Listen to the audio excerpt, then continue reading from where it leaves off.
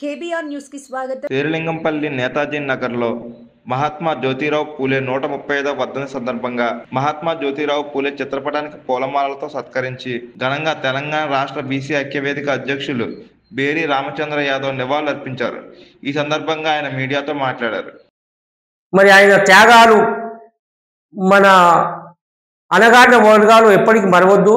ఎందుకంటే దొరల పెత్తనిదారులో అక్షర జ్ఞానం నేర్వద్దు అని ఆదేశాలు ఉన్నప్పటికీ ఆయన ధైర్యంగా ఆయనతో పాటు మా అమ్మ సావిత్రిబాయి పూలే ఆమె కూడా ఈ యొక్క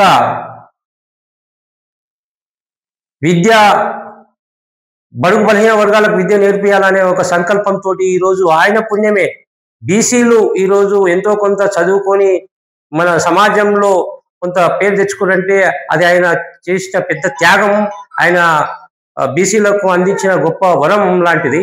ఎప్పుడు కూడా మహనీయులను మరవకు మిత్రమా, మహనీయులను మరవకు సమాజమా అని ఇప్పుడు ఉన్న సమాజంలో యువతకు ఆయన ఒక ఆదర్శం, మార్గదర్శనం. ఇప్పుడు యువత ఆయనను ఆదర్శంగా తీసుకొని నడుచుకోవాల్సిన అవసరం ఎంతైనా ఉంది. ఈరోజు మహాత్మా వర్ధంతి సందర్భంగా ఆ మహనీయునికి ఘనంగా నివాళులు అర్పిస్తున్నాం.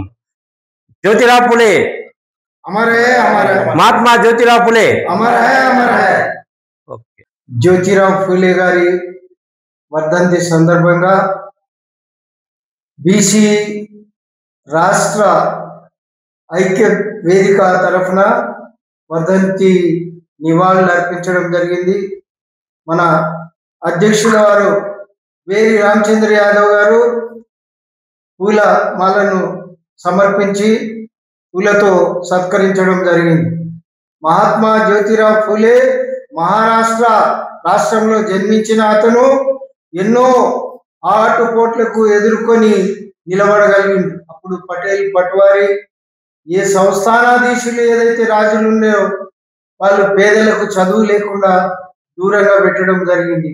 శూద్ర జాతిని విమర్శిస్తూ శూద్ర జాతిని దూరంగా పెట్టిన ఆ కాలంలో కూడా మహాత్మా ఫూలే గారు ఆయన చదువుకోవడం వల్లనే జ్ఞానం వస్తుంది, చదువుకోవడం వల్లనే అన్ని మనకు సాధ్యమవుతాయి, పేదరికం నిర్మూలన కూడా జరుగుతుందని ఆయన గుర్తించి ఆయన ఉపాధ్యాయునిగా ఏదైతే హరిజనవాడల్లో హరిజనులు అంటే ఎస్సీ మాలా మాదిగా ఈ జాతులను ముందు ఏకం చేసి అంబేద్కర్ గారిని కూడా ఆయన గురువుగా వేరు పొందిన గొప్ప విశేషంగా మనకు కనబడుతున్నది. మనం మహారాష్ట్ర ఒకటే కాకుండా అంబేద్కర్ గారు రాజ్యాంగం ప్రకారం విద్యా హక్కు 14 సంవత్సరాల వరకు ఇవ్వగలిగిందంటే అది మహాత్మా జ్యోతిరావు గారి యొక్క ఆదేశము, సందేశం. ముఖ్యంగా జ్యోతిరావు ఫూలే గారు ఆయన మహారాష్ట్రలోనే కాకుండా భారతదేశం మొత్తంగా ముఖ్యంగా మధ్యప్రదేశ్, యూపీ, నార్త్ రాష్ట్రాలలో ఆయన విద్య బోధన అనేది చేయడం జరిగింది. భార్యకు కూడా చదువు నేర్పించి స్త్రీలకు విద్యకు దగ్గర చేయడము నేర్పించడమే అనేది మనకు జరిగింది. ఆ విషయాన్ని నిజాం కాలంలో మన తెలంగాణ రాష్ట్రం ఉన్నందున మనకు ఉర్దూ తప్ప వేరేది నేర్చుకోవద్దని ఒకప్పుడు ఉన్న ఏదైతే శూద్ర జాతి చదువుకుంటే చెవుల్లో కూడా సీసం పోస్తా అనే పరిస్థితి ఆ రాజుల కాలంలో ఉండేది.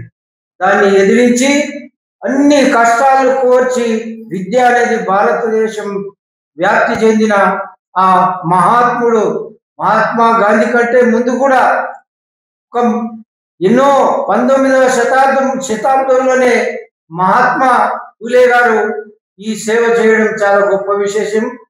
యువత కూడా ఆయన ఆదర్శంగా తీసుకొని చదువుకోవాలి, జ్ఞానం సంపాదించుకొని ప్రజాసేవయే కాకుండా దేశానికి అభివృద్ధి పథంలో నడిపించాలని కోరుకుంటూ ఈ అవకాశం ఇచ్చిన బీసీ ఐక్యవేదిక అధ్యక్షుల వారికి అందరికీ నిండు నమస్కారములు తెలియజేస్తూ ముగిస్తున్నాను. సాధిద్దాం సాధిద్దాం.